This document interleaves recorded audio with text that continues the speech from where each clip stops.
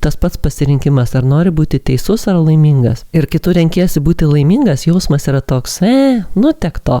Gal ir ne visai viskas čia teisingai, bet vardant savo geros savijautos, vardant taikos ir ramybės savo viduje, aš renkuosi būti laimingas.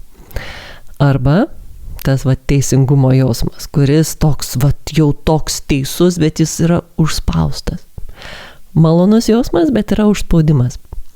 Ir mūsų kūnas yra tobulas šitoje vietoje, nes jisai mums tobulai pasako, jeigu mes išmokstam draugiškai klausyti savo kūną, jisai mums pasako, ar mūsų mintis ir veiksmai juda pakeliui išvien su tuo, kas mus atvedė į šį pasaulį, ar visgi ten yra didesnių ar mažesnių prieštaravimų. Tai tie užspaudimai mūsų kūne mums yra geriausia informacija apie tai, kad kažkas, ką mes galvojam, ką mes darom, kaip mes reaguojam, nesutampa su tuo, kas yra daugiau.